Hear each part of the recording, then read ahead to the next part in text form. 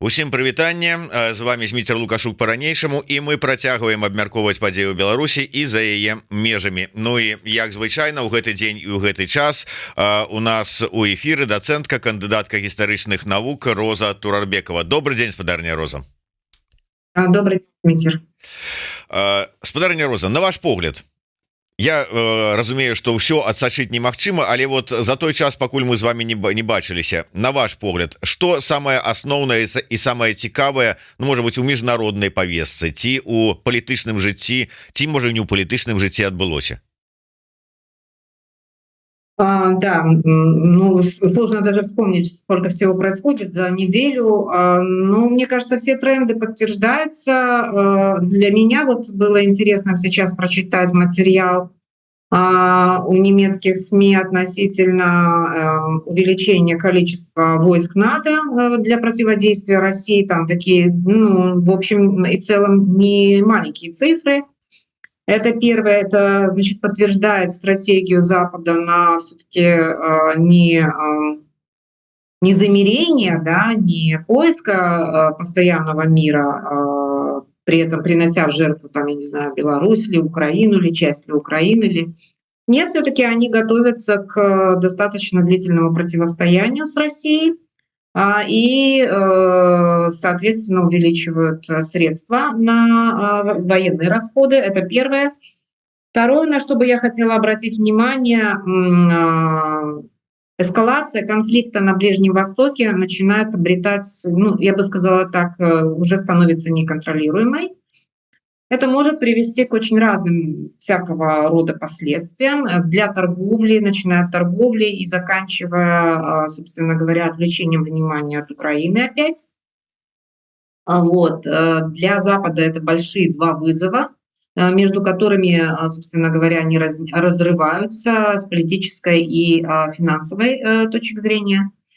Вот. Это глобальный контекст, региональный контекст. К сожалению, мы видим, да, на фронте в Украине очень неприятные для нас новости. Наступление российской армии продолжается, хотя они теряют огромное количество людей и техники, но от этого нам не легче, как говорится. Ситуация, к сожалению, достаточно драматичная.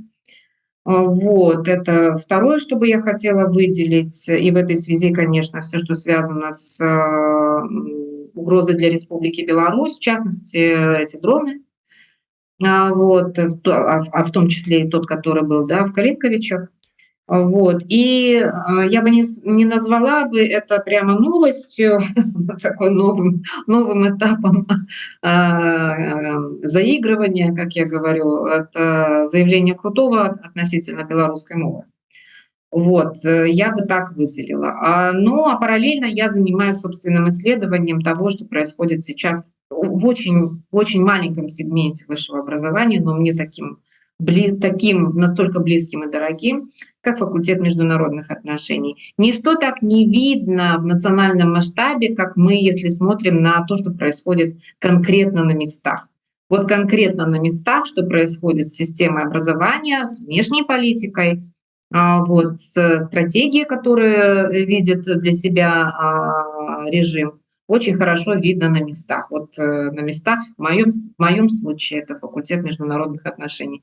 Я сделала пару для себя не очень приятных открытий, но, в принципе, они как бы укладываются в ту картину, которую мы с вами обсуждали неоднократно. Ну, собственно, все. Я не знаю, может быть, я еще что-то упустила, но я уже как бы по ходу могу там, может быть, комментировать. Может быть, я не за всем слежу. Ну, усё адсачыць і ўсё выдзеліць сапраўды вельмі складана і фактычна немагчыма. Я б хацеў, калі мы уже закранули тэму Украіны, яна атрымалася, што досыць шырокая спектр розных заяваў і навінаў адтуль і ў звязку з гэтым з Украінай і Беларусю прыходзіла, таму я прапаную пачаць заявы Лукашэнкі про тое, што, я цытую: «Беларусь ніколі не ініцыянавала супрацьстаянне і будзе рабіць усё, каб суіснаваць з Украінай мірна. Вот з чаго раптам гэтыя тэзы ізноўку ўзніклі пра тое, што мы з Украінай вот мірна. Я разумею, што ну так нічога ніякага 22-го года не было, якія танкі, хто там куда што хадзіл, это понятно. Это ведаеце, як у той народнай казке про там ветер, там дождь у вочы, ну там не дождь, правда, у народнай казцы, але ўсё адно, а как бы ніхто нічога не заўважае.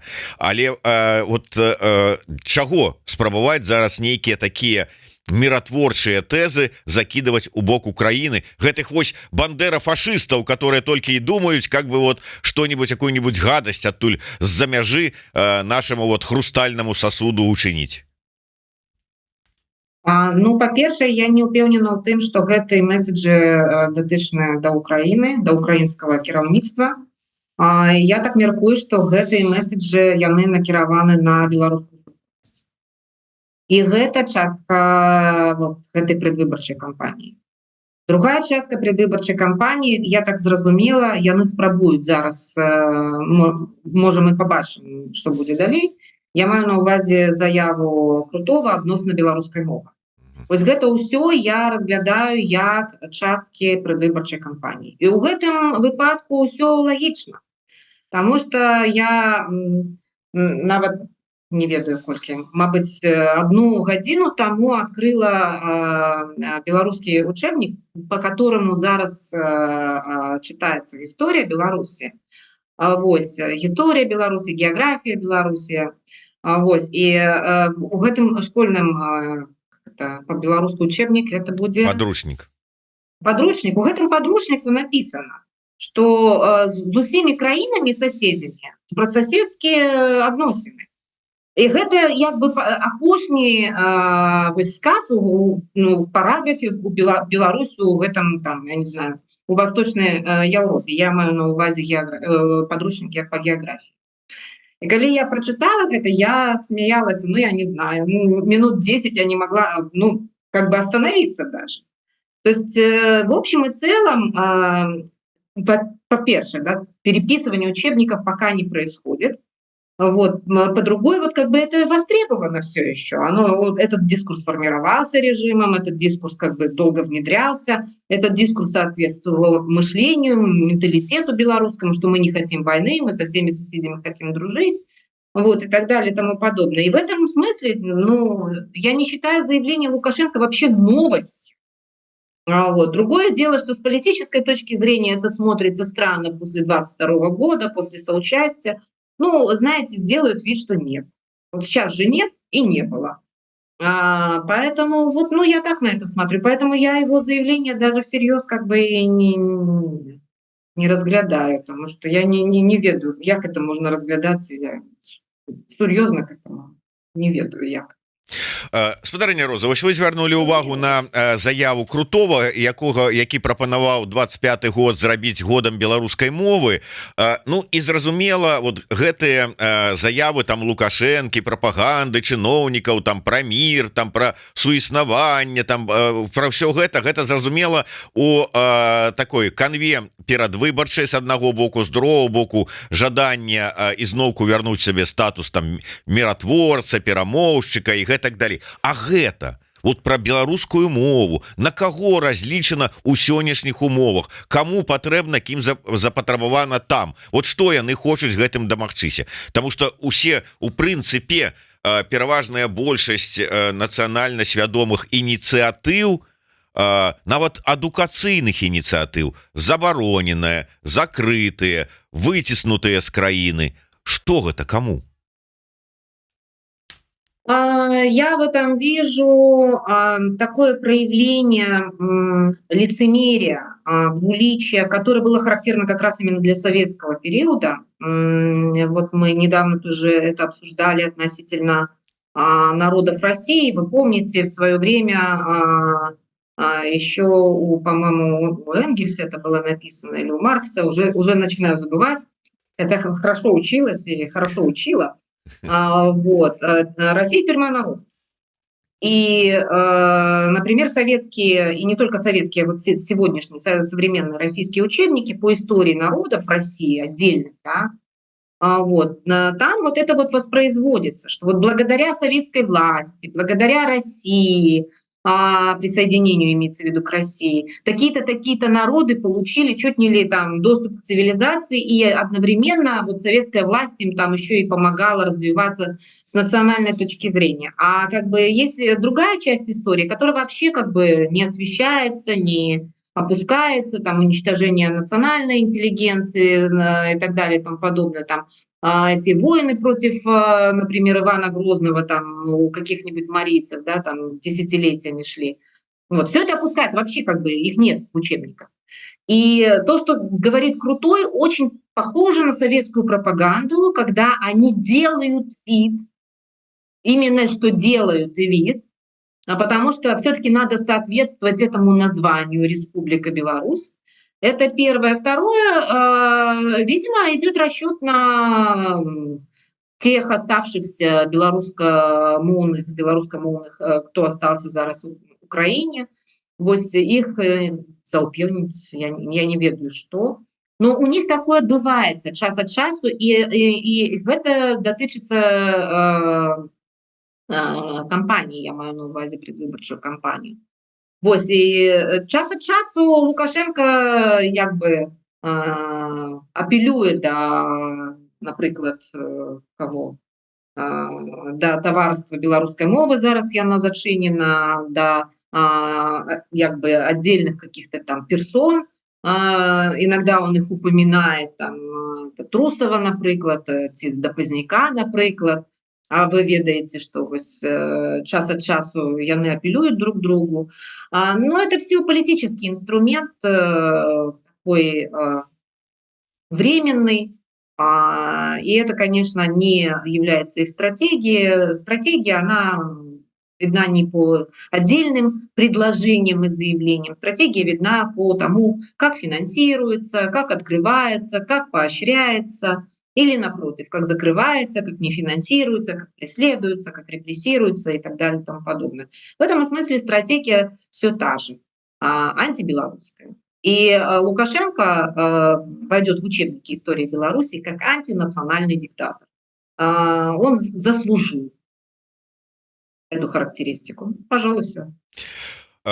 Давайте, может быть, не адыходзячыся далёка ад Украины, просяць нас і раней прасілі пракаментаваць, і зараз пішуць у каментарах пытанне з просьбай пракаментаваць заяву депутата Верховной Рады Украины ад депутата правячай фракцыі «Слуга народа» Дунды про тое, что варта украінскаму войску все ж таки зрабіць такі нейкі заход на тэрыторыю Беларусі. Маўляў, гэта не будзе вялікім фронтам, заход невялікай групы прывядзе до того, что беларускае войска складзе зброю. Что вы скажете з гэтай нагоды? Ну, я опущу, наверное, моя реакция первая была, конечно, эмоциональная. Я даже сделала допис у Еврорадио, не памятаю, у соцсетках недзе. Вось, а калі я зараз як бы у сторонке оставлю некие эмоции, то зараз я хочу разважаць про гэта што. Па-першае, што вось гэтая асоба, ён не эксперт па Беларусі, ён ніколі не займаўся Беларусью, ён не ведае, якая будзе рэакцыя, якія будут какие будут потом последствия и так далее и тому подобное. Мне кажется, что это такое, так сказать, упражнения такие. И это было, кстати говоря, сделано заявление на форуме «Свободной России», по-моему, да? Да. Вот. Что само по себе тоже как бы вызывает у меня вопросы. Но я вот прочитала два совершенно разных по этому поводу комментария. Первое, что мне попалось на глаза, это комментарий Арестовича, который в своей достаточно такой манере свободной охарактеризовал конкретное лицо. А второе, это то, что написал наш с вами добрый знакомый Громаков. Вот, и он поставил тут вопрос с ребром не до этого депутата, а до белорусов. Ну так, да, вот А, я акурат таки адкрыў гэты допіс спецыяльна рыхтуючыся, думаешь, зараз я спадарыня Розе зраблю такую неспадзяваначку, а яна оказывается уже ўсё почитала. Ну и что вы вот скажете? Да давайте процягвайте, потым абмяркуем. Я по своей просто натуре, я пацифист, я против вообще войны. Я против того, чтобы экспериментировать с войной, я бы сказала так. Любого рода, как это сказать, предполагаемые в идеальных условиях спецоперации, они обращаются весьма неожиданными последствиями. Один молодой человек мне как-то сказал, специалист в сфере безопасности, что война — вещь иррациональная. Вот я бы хотела сказать, что надо сделать, наверное, все, чтобы на территории Беларуси никакая, ни маленькая, ни большая, ни ограниченная, ни неограниченная операции не происходили, потому что на самом деле последствия будут непредсказуемыми. Я не знаю ни одной такой войны, которая бы соответствовала бы четко тому плану, который был изначально задуман. Вот, потому что мы имеем дело с людьми, с их чувствами, эмоциями, с разного рода факторами, которые, как правило, недооцениваются или переоцениваются. Я специально отдельно читаю лекции по проблеме восприятия в условиях конфликта. Я читала специальную литературу и своим студентам рассказывала о том, что в общем и целом специалисты по конфликтам говорят, что есть вот эти ошибки восприятия. И первая ошибка восприятия — это недооценка противоположной стороны и переоценка собственных возможностей. Вот, поэтому инициировать военные операции, пускай даже ограниченные, очень продуманные и так далее и тому подобное, и представлять себе, что эта проблема решится так и таким путем и в такой форме, как вам кажется, вот, я бы сказала, что это иллюзия. Эта иллюзия показала, например, то, что сейчас происходит на Ближнем Востоке. Если вы помните, ровно год тому назад, да, началась вот эта страшный этот процесс насилия. Вот, и та военная операция, которая была задумана Израилем, не останавливается до сих пор. Количество жертв ужасное, цели не достигнуты. Убийство отдельных лидеров Хамас или Хизбалла не решает проблем. Вот, поэтому я бы хотела сделать вот эту отсылку на то, что любого рода военные операции, маленькие, кажется успешными почти на 100%, оборачиваются далеко не так. Вот, и все, что касается, как это сказать, войны на территории Беларуси, вот, все, что касается, не говоря о наших чувствах, эмоциях, да, все это может обернуться достаточно непредсказуемо, потому что это даст повод для вмешательства третьих. Ну, датычна ваших словаў про тое, что, ну, как бы, можа быть, ну, адпавядае, не адпавядае, я просто працытую словы, якія напісаў Грамакоў, так, апелюючы да ўсіх вось таких тэзісаў, якія накідалі беларусы насупраць, як супраць аргументы выказванням гэтага депутата, ён піша: беларускі народ павінен стаць дарослым і пазнаць слова відпавідальнасць, як это там, ну, то есть, ну, все зразумелі, что это означае, відпавідальнасць, але все, что адбываецца сёння ў Беларусі, адбываецца по прычыне бездзейнасці беларусаў і іх і яе эліт, якая хаваецца за жыццямі простых беларусаў. Так вот, скажу адкрыта, пагрозы з боку тэрыторыі Беларусі для украінцаў куды больш важныя для наших сіл обороны, чым жыцця беларусаў, якія не здатныя навесці парадак у сваёй дзяржаве. Ну вось, у прынцыпе, ну, калі вот прагматычна і цынічна падыходзіць да сітуацыі, калі ты бачыш загрозу, вот с той тэрыторыі, і ты там думаешь, что ну да, мы разумеем, что лукашысты гэта не ўсе беларусы і гэтак далей, ўсё адно, каб спыніць тую загрозу, ты будешь ее спыняць любымі сродкамі і нягледзячы на тое, хто там пацерпіць. А як слушна напісаў Грамакоў, дроны яны не разбіраюць, яны лятуць, скажем, по расійскай военной базе, але хто там можа пацярпець по выніку, ну як Бог пакладзе. Так называемый превентивный удар или превентивная война достаточно известная в конфликтологии и с достаточно известными результатами. Результаты как раз будут не те, на которые рассчитывает та сторона, которая инициирует это. Вот. Это совсем будет менять дело в отношениях между Беларусью и Украиной, белорусами и украинцами, соответственно. Вот. Я думаю, что с военно-стратегической точки зрения я не буду оценивать это, но с политической точки зрения, это, с моей точки зрения, это будет серьезная ошибка и просчет. Вот, потому что, возможно, в начале войны, когда действительно с территории Беларуси непосредственно шли русские танки, летели русские ракеты, вот, возможно, тогда это, как это сказать, соответствовало логике. И когда произошло, да, вот этот вот буквально отбросили украинские вооруженные силы, отбросили русских назад, вот тогда, возможно, это было бы и логично, хотя, конечно, это для нас это звучит страшно. Вот, но сейчас какой повод? Вопрос такой. С тем, чтобы оттянуть внимание и силы кого? Куда? Вот. Эта идея с переносом театра военных действий на территорию России. Это понятная идея. Там идет война. Между Россией и Украиной идет война. Россия является агрессором. Вот. Но между Беларусью и Украиной не все так просто. И эти отношения нельзя назвать войной.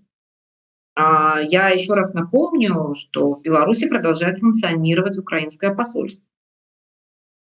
Через территорию Беларуси происходит обмен, в том числе военнопленными, да? Вот. И, наверное, недаром была выбрана такая стратегия. И недаром, наверное, полк Калиновского близко не подпускается к белорусской границе. Вот. И в свое время, наверное, участие белорусской демократической супольности это вызвало не очень позитивную реакцию. Вот. Теперь почему? Вот вопрос. Это чисто цинично, как это сказать, невзирая на нашу вовлеченность и так далее и тому подобное. Поэтому я считаю, что делать подобного рода заявления, ну, как бы это одно, а всерьез думать про это другое. И с моей точки зрения, конечно, тут как бы стоит очень серьезно подумать. Понятно, что я как белорусская гражданка, да, я буду категорически против такого. Вот. И как гражданка, и как человек, у которого столько знакомых живет сейчас на границе с Украиной. Вот. И я знаю, что они в первую очередь пострадают. В первую очередь кто пострадает? Пострадают они, пострадает гражданское население. Да? Вот. Но даже если это убрать, все, вот, отсечь это и подумать об этом с холодной головой, я не понимаю, в чем смысл. При тех рисках, которые могут возникнуть, я не понимаю, в чем смысл. Смысл в том, чтобы свергнуть режим Лукашенко? Ну, это, наверное, как это скажем, повлечет за собой вмешательство России, причем, скорее всего, военное вмешательство. И таким образом Беларусь действительно окажется 100% оккупированной страной. Это такой джин, который будет выпущен из бутылки, его не загнать. И это действительно очень серьезно. Вот. Ну и потом я не думаю, чтобы такого рода планы были бы поддержаны союзниками.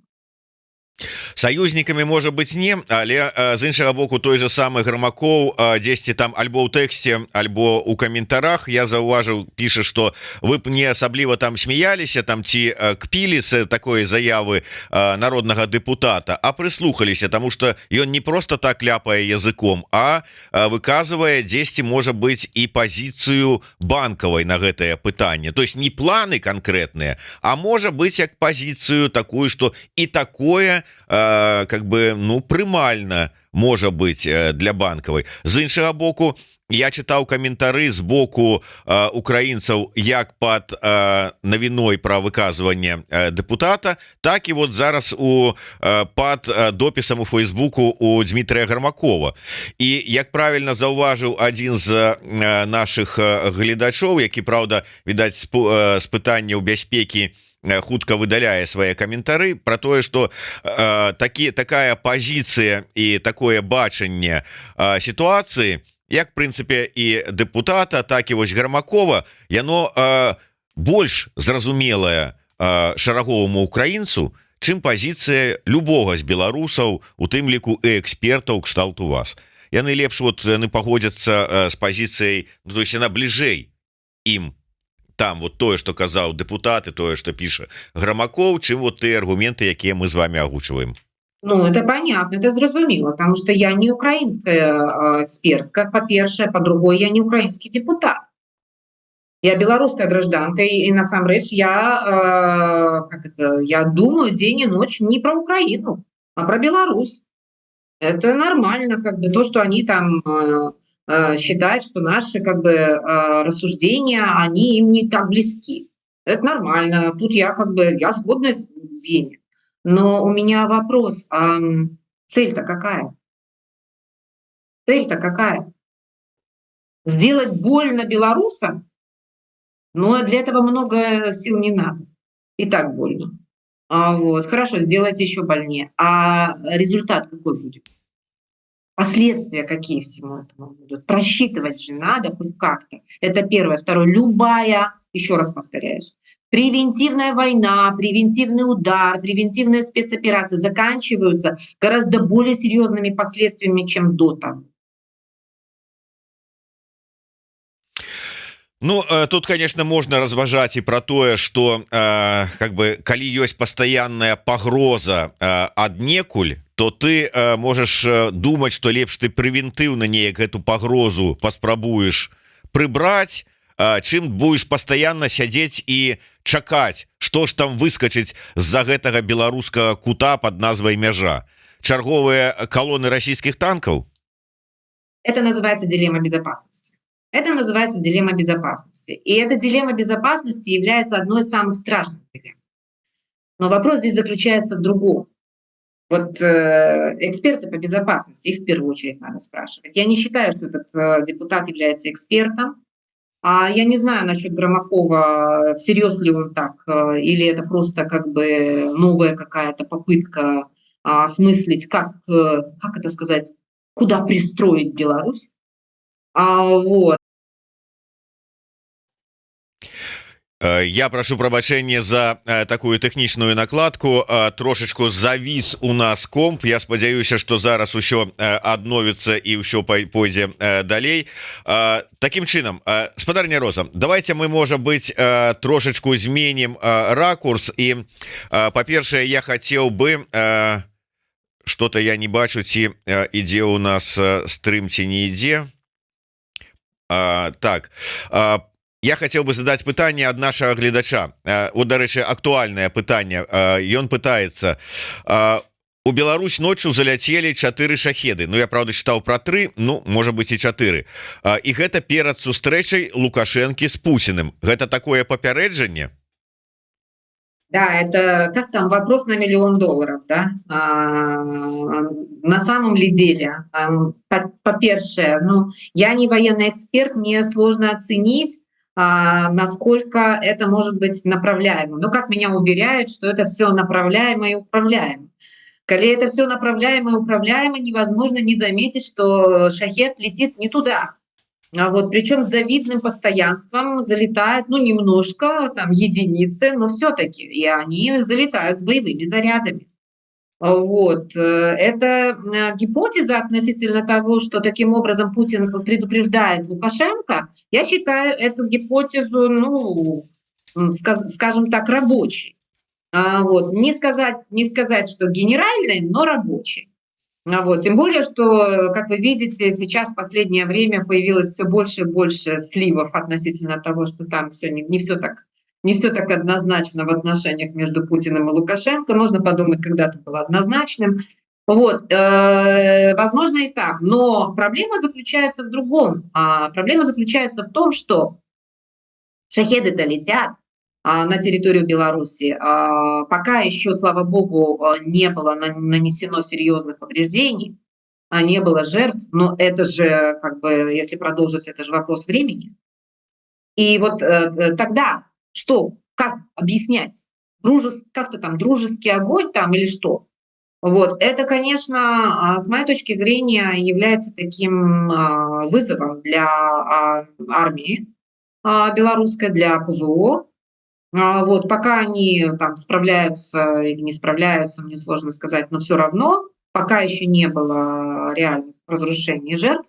Но как только это произойдет, это встанет вопрос, в первую очередь, перед вооруженными силами Беларуси. А откуда вообще и почему такое происходит в мирной, со всеми сотрудничающей, мирной, в первую очередь, Беларуси? Это, конечно, ну, с моей точки зрения, такой вызов серьезный. Поэтому, с одной стороны. С другой стороны, пока вот вы видите, пока ситуация, ну, управляемая, я бы сказала так. Откуда и почему летят — это, конечно, отдельный разговор. Ну, как рабочую версию я это принимаю, как возможное предупреждение. Вось, дарэчы, вяртаючыся да размоваў пра выказванні народнага дэпутата Украіны, Владимир Кісляк піша: спадарня Роза далёкая ад рэальнасці. Калі б яна устала на месца Нетаньяху альбо Зеленскага, яна б прагаварыла зусім іншыя тэзісы. Ну, спадарня Роза адразу сказала, што яна гаворыць з пазіцыі грамадзянкі Беларусі, а не кіраўніка Ізраіля ці кіраўніка Украіны. Таму, ведаеце, можна стаць на пазіцыю Трампа і з той пазіцыі штосьці гаварыць, але ад гэтага Трампам бы не станем. У меня встречный вопрос. Что значит реально? Чья реальность? Реальность для кого? Вот такие вопросы нам надо задавать. Чья это реальность?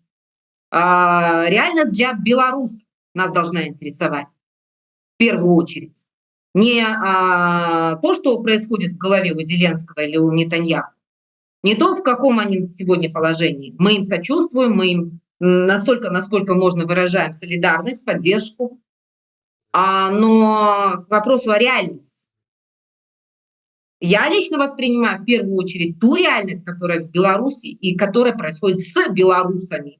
И именно таким образом надо размышлять, когда мы с вами говорим о наших национальных интересах. В центре наших национальных интересов должна быть жизнь, судьба и здоровье белорусских граждан, белорусского общества.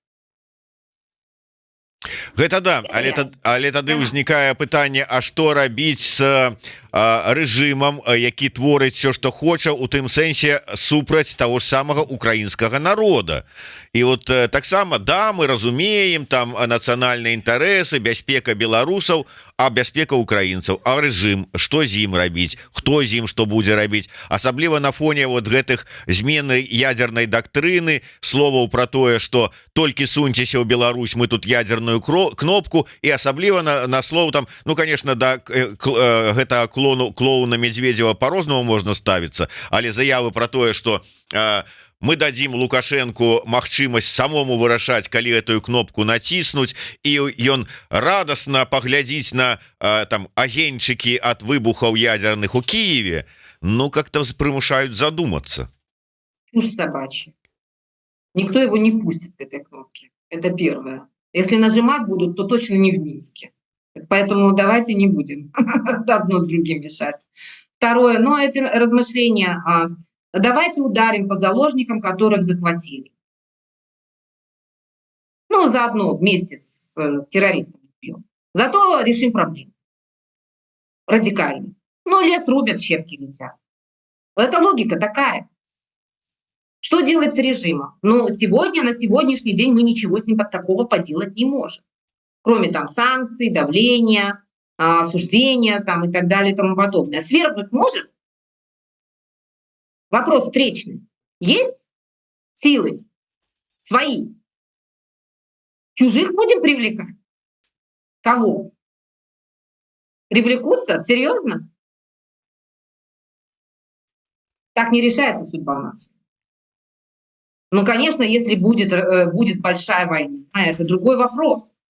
Я имею в виду не война в Украине, а на самом деле та глобальная война на европейском континенте, которая отбылась с 1939 по 1945 год. Тогда краились границы государств, тогда решалась судьба Европы. Потом, к счастью, она решалась более мирным путем по окончанию холодной войны в 1989 году. Было бы замечательно, если бы так произошло еще раз.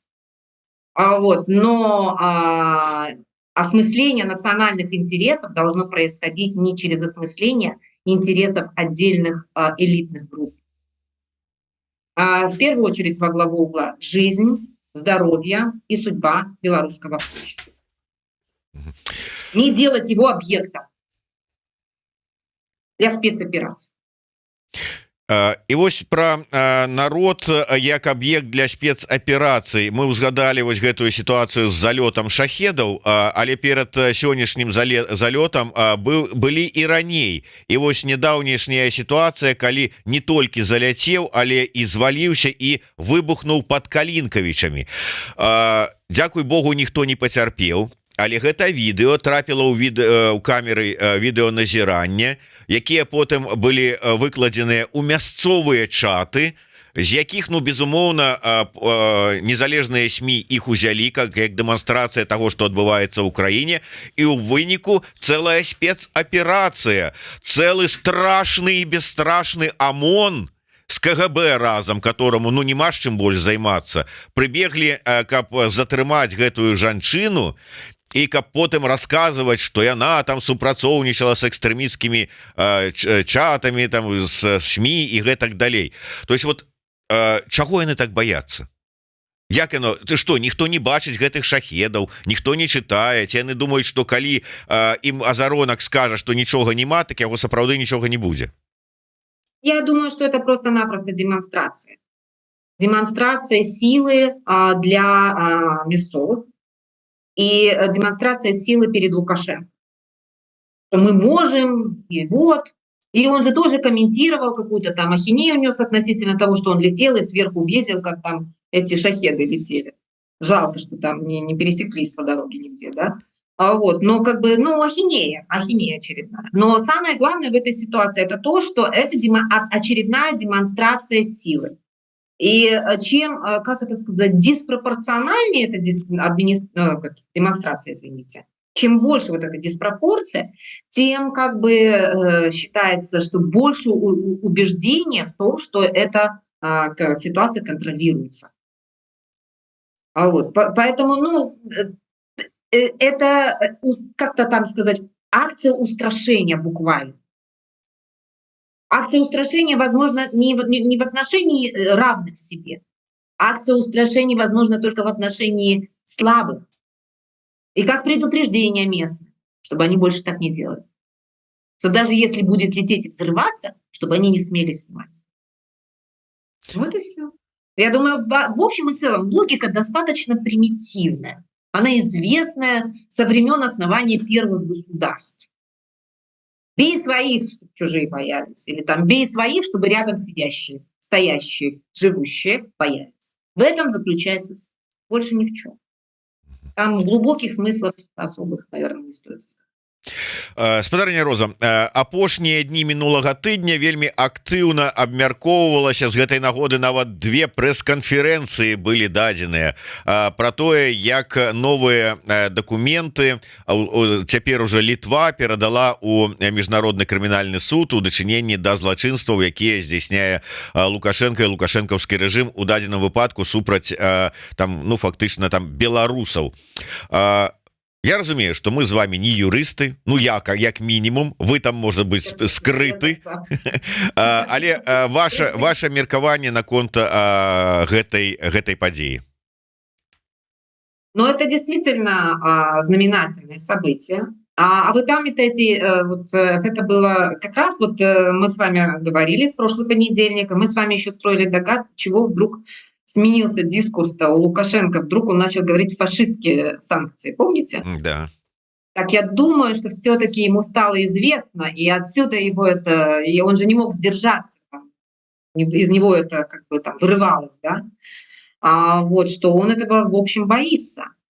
Это первое. Второе, зная, извините, я не юрист опять, как и вы, но зная, как работают литовские государственные служащие, и я хочу сказать, что они очень дотошные. И я думаю, что прежде чем решиться на такой шаг, они собрали доказательства и проиграли эту ситуацию. И все-таки решились на это. И по политическим причинам. Я думаю, что и документы соответствующие нашлись. Наконец-то они смогли собрать их. Вот, инициировали этот процесс.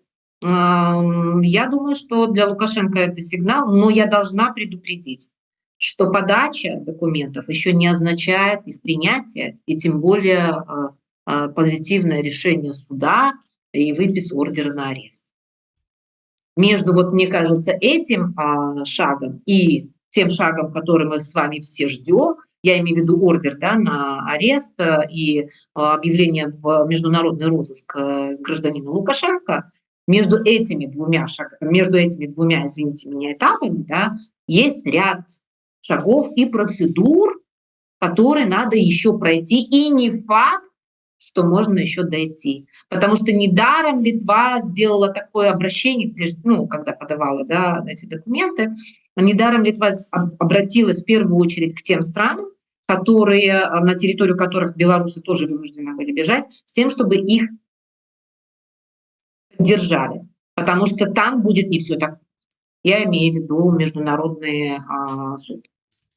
Вот, поэтому это событие, да, знаменательное, да, Лукашенко испугался, да, я думаю, им это все как бы не нравится очень сильно, но бить себя в грудь и заявлять о том, что уже есть позитивное решение, я бы поостереглась. Давайте степ-бай-степ и иметь в виду, что международные вот эти процедуры, институты работают не так быстро, и там может произойти разные, по ходу могут произойти разные события или вмешательства. Ну, я надеюсь, что там вмешательств нет, потому что это все-таки юристы, они считают, что политики не могут вмешиваться. Ну, могут и не вмешиваться, могут и вмешаться, но мы об этом потом не узнаем и так далее и тому подобное. Но я бы вот сейчас с дальнейшей характеристикой прогнозированием я бы была бы осторожна. Ну так, я правда бы... внушать ложных надежд. Да, я правда процягнуў бы гэты ваш ланцужок ад, як вы пачалі там з моманту падачы дакументаў і закончылі выпісаннем ордера, а я б там как бы паўтарэннем лёсу Мілошевіча, да прыкладу. Поняла. Але да, спадарня Роза, дарэчы, я хацеў бы троху вярнуцца, можа быць, да вот дакладней працягнуць. Лукашенко паляцеў у Москву, Путин, там дзень народзінаў, там старшы брат, все дела, это ўсё зразумела, але там будзе і пасяджэнне лідараў СНД. Чаго чакаць? Нешта ад гэтай структуры яшчэ можна чакаць? Я ўвогуле как бы думаў, што яна ўжо гадоў некалькі як памёрла там ціха, спакойна. Насчет СНГ. Кстати говоря, недавно меня просили студенты прочитать лекцию про СНГ. вообще, что это такое. И я говорила о том, что, помните, была знаменитая формула у Кравчука СНГ, это форма цивилизованного развода. Вот, то есть, ну, вот такая есть характеристика. Это же как бы было создано для того, чтобы разойтись мягко, без войны, буквально, да. Вот, это первое. Второе, в рамках СНГ существовал ряд соглашений, которые в общем и целом сыграли позитивно. Первое – это безвизовый обмен. Вот, это на долгие годы, скажем так, предотвратило вот сложности, связанные там с сообщением между родственниками, которые в результате распада Советского Союза оказались в разных странах. Вот это такой, знаете, гуманитарный, социальный аспект. А второй аспект, на который я хотела бы обратить внимание, это зона свободной торговли. И благодаря этому соглашению до 2022 года Беларусь с Украиной торговали еще как. Особенно там за несколько лет, там, 2021 год в первую очередь, по-моему, отметился большим ростом в связи с тем, что санкции надо было обходить, и вот через Украину подтекло все. Но в целом, например, у Беларуси был замечательный третий торговый партнер – это Украина. Вот большой, там туда уходило очень много товаров и так далее и тому подобное. Поэтому у СНГ есть свои плюсы, но просто-напросто СНГ как форма, как заявленная, да, международная организация, она, конечно, не соответствовала содержанию. Вот, собственно, и все. Ну, а то, что сейчас происходит в Москве, вот этот вот саммит СНГ, ну, это такой подарок Путину. Просто вот форма поздравительной открытки, я бы сказала так. Добра, ну і на завяршэнне зараз у нас, дарэчы, у студыі будзе Павел Латушка, з ім больш падрабязна паговорым пра вось Гаагу і ўсё астатняе, чаго ад гэтага чакаць і ўвогуле як развіваюцца падзеі. Тэму народнага дэпутата Украіны, які прапанаваў ўсё ж таки зайсці вайсковымі часткамі на тэрыторыю Беларусі, мы працягнем заўтра. У нас у гасцях будзе Барыслаў Бяроза. Так что думаю, будзе цікава. А з вами, спадарня Роза, я б хацеў апошняе пытанне закрануць такое. Все ж таки вся гэтая сітуацыя с аднаго боку, як там сказаў Воскресенскі, ну выпусцілі людзей, а плюшак ад захада не дачакаліся ў адказ ніякіх. З другого боку, вось гэтая сітуацыя з падачай дакументаў у Гаагу і словы пра тое, што ну ўсё, цяпер-то дакладна ніякіх новых груп на памілаванне не разглядаецца, таму што мы ніякага там типа сустрэчных хадоў не атрымалі, плюшак нема, падарункаў нема, хочаце пачобута, хай Сікорскі прыязджае з падарункам і гэтак далей. То есть як вот уся гэтая сітуацыя сапраўды замарозіла працэс вызвалення, як вы лічыце? Возможно. Возможно. Возможно, и возможно, что и нет. Ну вот у меня тут такой встречный тогда будет вопрос. Видите, это такой тест. Действительно ли санкции и давление? Или же все-таки их желание начать диалог? Это нюанс, но очень важный. В зависимости от того, как мы с вами на него отвечаем. Если санкции и давление, то тогда чего не отпускает дальше? А если все-таки он хотел диалога и не получил никакого ответа на приглашение, тогда все понятно. Тогда реакция будет ясна. Но для меня это, конечно, ситуация достаточно тревожная, потому что мы все-таки рассчитывали на то, что, может быть, еще будет... Еще нет, несколько будет таких вот групп, которые будут освобождены, но проблема заключается в другом, что так как политика не меняется, репрессии продолжаются, хапуны продолжаются, людей, которых выпускали, их слишком мало на самом деле, вот, то все это в совокупности не рождало, как это сказать, даже намека на доверие. Это то, о чем мы с вами говорили, я уже не знаю, там, 100-й раз повторяю, что для того, чтобы это доверие возникло, для того, чтобы возникла вот эта благоприятная среда для переговоров, Для этого необходимо, чтобы ваши действия Минска, в частности, да, были последовательными и чтобы они не противоречили друг другу. Но, к сожалению, все те шаги, которые совершала администрация Лукашенко, они все были противоречивыми. Как-то там Сергей, по-моему, Чалы, да, говорил о том, что он там подает сигналы «спасите меня» или что-то в этом роде, возможно, я неправильно передаю сейчас. Но если вы подаете эти сигналы на самом деле, то вы должны все время кричать одно и то же «СОС», а не кричать «СОС», а потом «да пошли вы, и без вас обойдусь». Потом «СОС», потом да я прекрасно без вас умру, там, ну и так далее, и тому подобное. То есть эти сигналы, они должны работать в одном направлении, а не друг против друга. Это следующий момент. И последнее. Коли вы хотите договориться, то вы должны понимать, что хочет противоположная сторона. Имеется в виду Европейский Союз. Я не знаю, я думаю, что они понимают все это. И условия для этого понимания, они не изменились. Я говорила о том, что, в принципе, в серьезным приглашением для переговоров может послужить более масштабное освобождение политзаключенных на фоне заморозки репрессий. Этого не произошло. Этого не произошло. Это могло бы хоть как-то намекнуть на то, что это действительно серьезно. Поэтому, ну вот так. Мои размышления пока, к сожалению, такие. Я действительно боюсь, что пока освобождений нам не стоит ждать. То есть плюшек не будет? Посмотрим. Еще раз повторюсь. Если то, что утверждает некоторая часть белорусской демократичной супольности, что это результат давления и санкций, то, по идее, под этот иск в МКС должна была быть гораздо большая партия, и должны были прибежать на полусогнутых и говорить: прекратите эти дела, давайте мы тут отпустим еще. Но, насколько я поняла, не прибежали. Вот мне бы очень хотелось, конечно. Но это пока не результат, видимо, давления и санкций. Я делаю такое логическое умозаключение. Возможно, я ошибаюсь.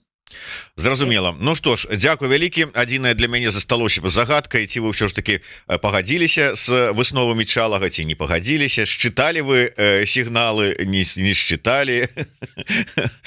У меня с Чалом, кстати говоря, скоро будет снова сварка. Вот там, наверное, мы придем или не придем к общему знаменателю. Гэта вы на что намекаете? Сварка так называется, на самом деле, ток-шоу на Deutsche Welle. Ну ясно. Ну добре. Поглядим. Дзякуй вялікі. Роза Турарбекова была з намі на сувязі. Калі ласка, подписывайтеся на телеграм-канал Спадарні Розы і на YouTube канал, хоць яна зараз яго как бы так не вельмі часто наведвае, але тым не менш подписывайтеся у чаканні, что вот як прыйдзе, як раскажа вам ўсё про міжнародныя ўсе вот этой вот справы. Так что і ўсе вы адразу будете ўсё ведаць. Прабачце, я зараз прыпынілась трохи. Я маю на увазе, что я сделала некоторый перерыв, но это под диктовкой, конечно, личных причин. Это не потому, что я хочу закрыть этот канал. Так что подписывайтесь, мотивуйте своей подпиской Спадарыні Розу хутчэй вернуться на свой YouTube канал. Ну и не забывайте про YouTube канал Еврорадио. Пишите, подписывайтесь, расширяйте. До сустрэчы. Жыве Беларусь. Жыве вечно.